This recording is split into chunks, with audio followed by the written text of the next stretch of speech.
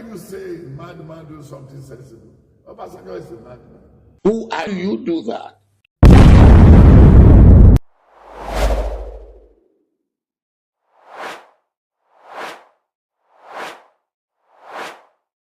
What next? What next? Right now, Obasanjo, former military head of state, former president of Nigeria, is boiling. He's boiling because a prophet, popular prophet called Marcus Tibetan said some things. Now, from what we are hearing, Obasanjo is about to do something. Is he going to send military boys down to the prophet? We will be finding out in the course of this video. There are a lot of controversies surrounding former military dictator. That's what I prefer calling them. You might want to call them ruler. I'm talking about Olusegun Obasanjo. One is the tribe where he comes from. Is his father Igbo or not? Is he truly a Yoruba man, or his father is Igbo, his mother is Yoruba? Two, what happened to the Operation Feed the Nation? Is that what we call Obasanjo's farm, his personal business? Did he turn the nation's project into his personal business? Did he really convert this? And also, First Act 77, where people were asked to showcase culture, tradition, and obviously, you cannot separate spirituality or religion from it. A lot of people came with the artifacts that are from their own village, town, region. They came with idols. They came with their gods, wooden, brass, iron, all sort of things were brought. And according to Prophet Nostradamus of our time, I want to call him Nostradamus as that is what he is known to be. He's called Prophet Marcus Tibetan. He said that Obasanjo is the one that brought Nigeria into shambles by celebrating occultism, celebrating idolatry, celebrating witchcraft. And he brought doom to Nigeria. Ever since that First Act 77, Nigeria started spiraling downwards. That Obasanjo is a stooge for the kingdom of darkness, and that he listened to the occult master, to the priests and priestesses from the kingdom of darkness. Those are what Christians, the Christians categorize them. They call them wickedness in high places. Rulers of darkness, wickedness in high places, or powers and wickedness in high places. Well, I want us to listen to Prophet Marcus Tibetan. He has some things to say, and he uttered very strong and powerful words. Very strong and powerful words. I don't know what will happen because Obasanjo, I don't want you to tell anybody. They say he is vindictive. He is vindictive. Say madman do something sensible. Obasanjo is the madman. They refer to that program is for the nation. He stole it. Call him a thief. It's just, what they're supposed to build for the whole state. Then for someone to take it to Jebu and build it in the village. And where there's no road and anything. Then Operation Feed the Nation. Even that one is still very small. What about rural life for rural dwellers? The better life for rural dwellers that was set up by Babangida. And when you look at the other people's bank again, it's we all here because we refuse to. All the money they collect from Babangida, they travel with it on Japan. Then even to today, Obasanjo was thinking maybe with all the cunning way he will be able to be supplying egg for all the whole lands in Lalante, everywhere. He bought all the whole land everywhere. He cannot. He was not born a farmer. He never studied agriculture. During Obasanjo regime is when they give carpentry job to a fridge repairer. A fridge repairer. He knows what we can do in this country to be great. But he was not opportune to be in that position. He was a wrong leader. A square peg in a wrong group. And then when you look at what he said now, he even brought First Act 77. That all the evildoers, the ritualists and everything to assemble Nigeria. But today now, in the later part of his life, he said they should go and bring it's not a bishop. You want to be like Ogedengwu.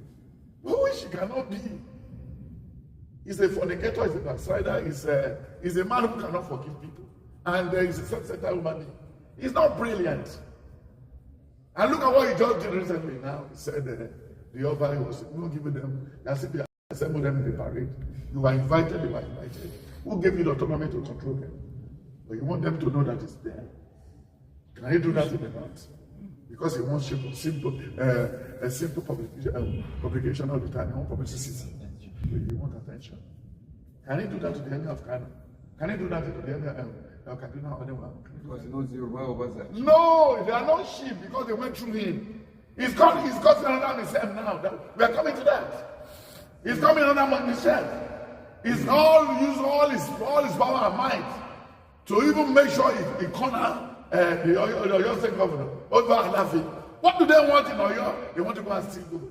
They want to go and steal mineral resources. They want to boycott all the Afrobajes and everything. So you want an old man who was very close to the grave, that has been ruling with the former Alafi before. Then the Bishop Ayoladibu. That's very close to the grave. That's the person Obasanjo want to force on them. He's an old man. I say he can't possibly. The man will sleep in his sleep. Himself and Obasanjo will sleep and they never woke up. Oh. If anybody make an attempt to disturb the governor of Chirima Kide, the person will die before the end of this December. And the Lord wants the announcement to be made before first week in November. See what will happen after November. First week in November. See what will happen in November. And see what will happen to Obasanjo and Lukman Badigashi. Did Obasanjo want to take over from you? No, that's how he has been up and down for all the kings. What concerns me? You know, I told you the other day, even in those states everywhere. You want to install the king? That's what he normally, he tried it in Abeokuta, he failed. Kudos to the Abeokuta high chiefs. You remember, there was a man who caused Obasanjo, who caused him, that before he will die, he will go to jail. That's the Shodipo. The great Shodipo who studied Harold, who studied Dublin. The remark is still there tomorrow. He was the one that brought local ashes from the back of his head and put it in his mouth and cursed Obasanjo because of rice and cement the other day. And it came to pass. Bí òrùn fún ọjọ́ yìí ṣe wà kí Ọbásanjọ́ tó kúrò láyé ó máa ṣe wọn ó dẹ̀ ṣe wọn. To let you know Yoruba is still there till tomorrow and Yoruba will still be Yoruba. But all this thing is doing is only trying to spoil himself. Gale winning party say Oshimoni don't back and he did. Do you remember Morita last told all the money he made in CBN in Asaba? Then later told the Nigerians that he made for common. When he was sitting down to relax in his life, the Lord took him with bullet. But do they learn from all these things? Now he should leave Chirima Kide alone. That's what the Lord revealed that I was doing on Friday. He took the Ladibolu to Asoro. He went there to the bishop to be Alafi. How can he be Alafi?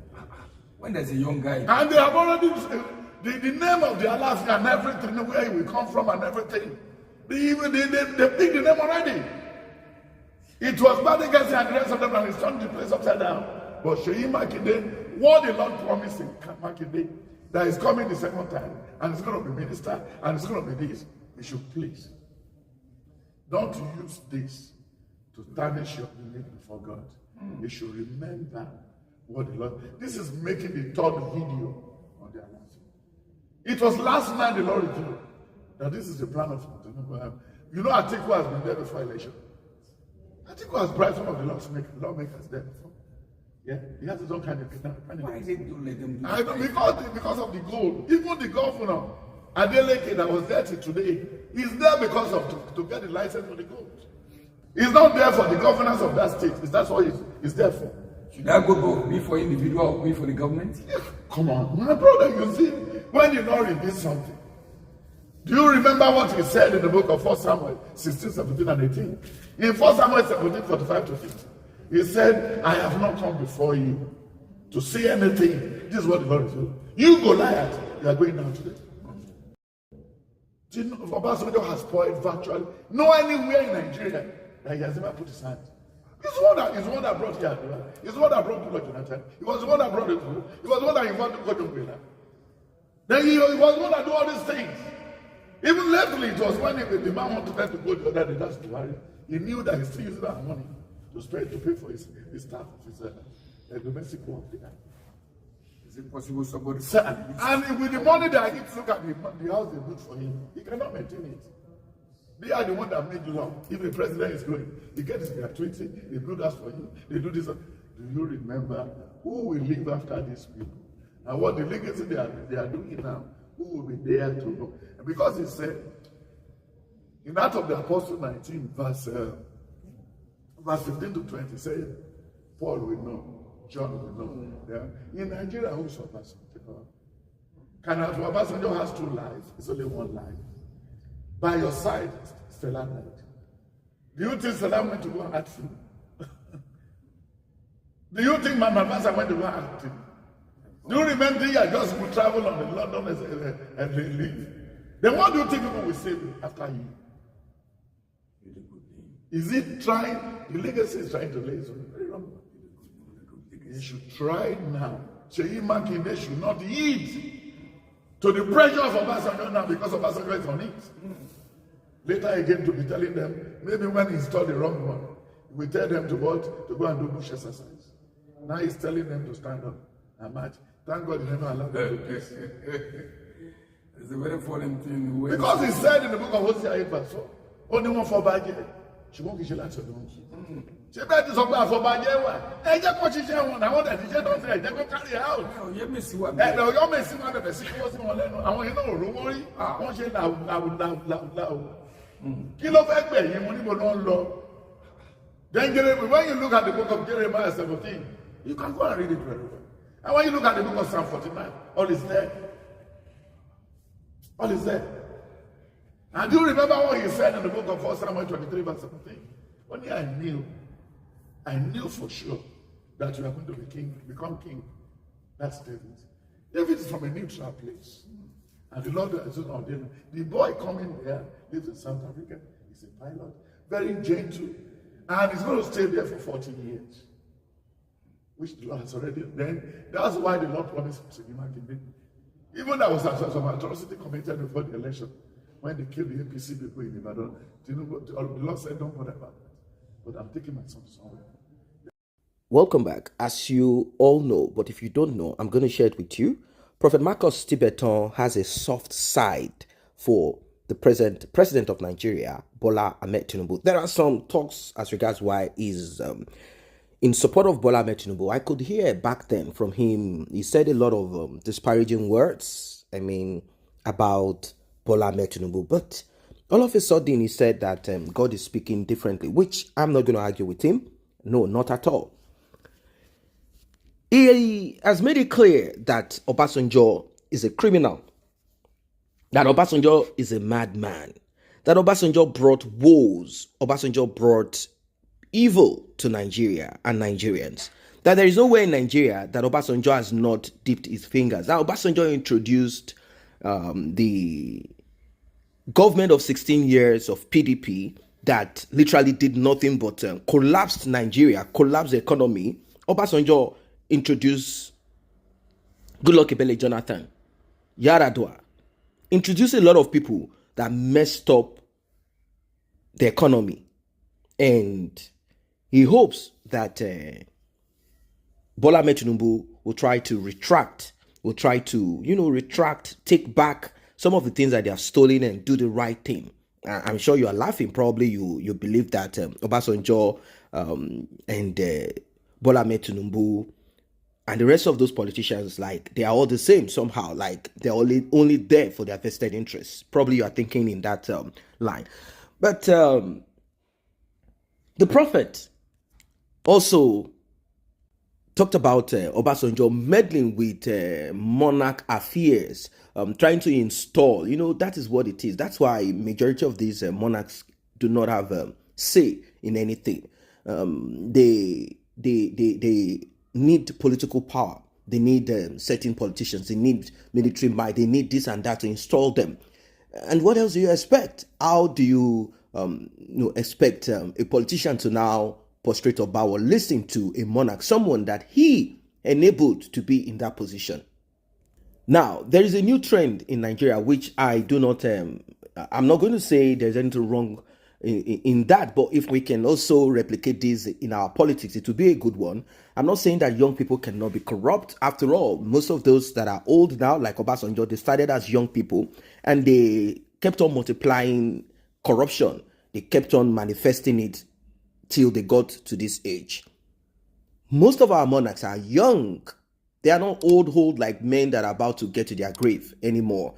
And like I said, it would be a good thing for such to be replicated in our politics. We should not have people who are supposed to be kept in old people's home. People who are supposed to sit with their grandchildren, great-grandchildren, playing and enjoying and relaxing. We do not need such people who lack cognitive reasoning to be at the ends of affair.